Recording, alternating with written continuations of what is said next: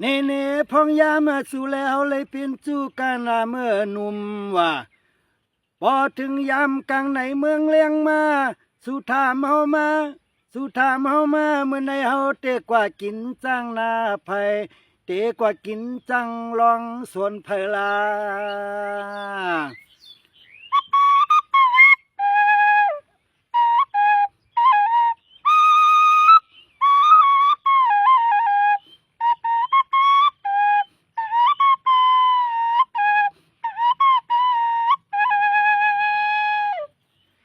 ตายปี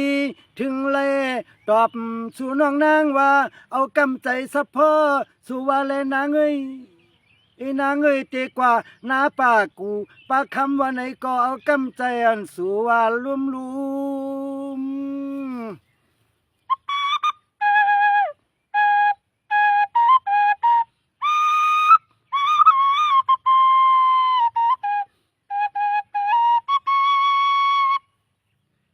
อ๋อ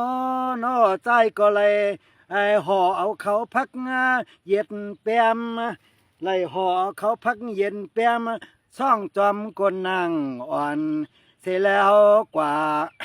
เปียวลัดความฮักเปียงกันที่สวนให้นานั้นจ่องสูน้องตองหาป้อนั้นฮักไอปีนอ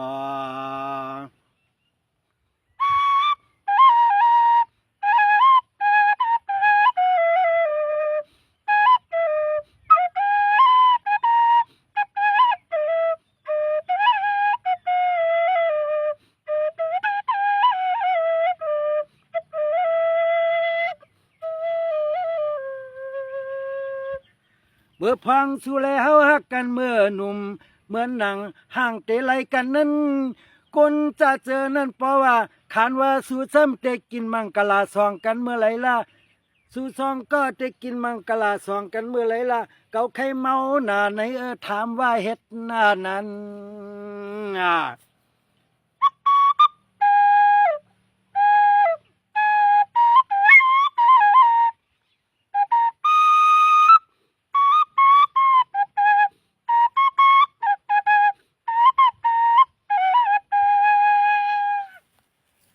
ตายปีเปียวลันไตก็ไว้เสไปให้เก่าคามีหลงเงินหลงตองเย้าเฮาจ้องกินกว่าห้วยก็กวนหลีสู่ก็สู่กูกอน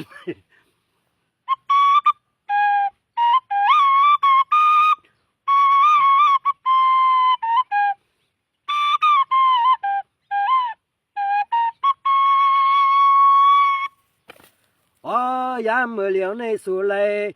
ลต้วยถึงคนวานนอกวานนอกเฮือนแลปล่อยให้ใจน้ำตาไหลตกย้อยซึมหยอดจอมกวนนางเก่าคำอัดทางใหญ่เสยแลเมื่อฮักกนที่เมืองไก่เป็ดเสียวหนอ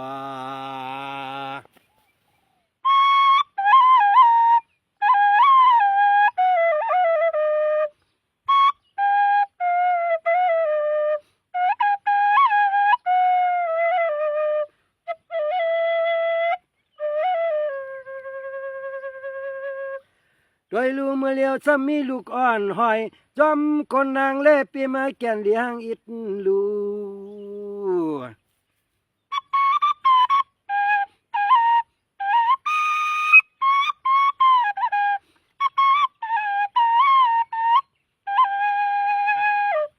ไล่เป็นแม่ห้างเปิ้นไล่เป็นแม่ห้างเปิ้นไหนแล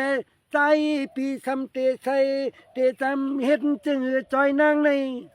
เตซำเฮ็ดจึงจอยนางให้สู่เลยบ่เลี้ยงลูกเลี้ยงลางอ่อนสู่ใหญ่เป็นเอาเป็นเฮือน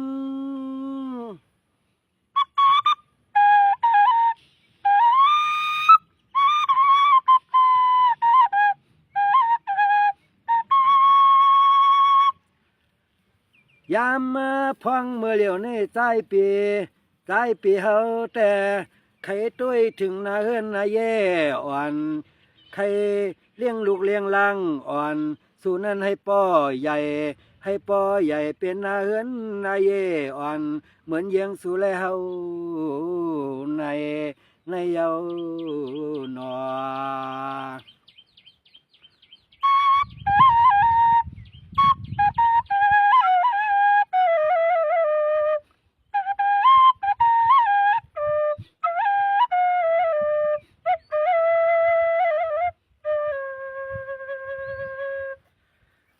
เฮาแต่อำทางว่าสุเตจะทางใหญ่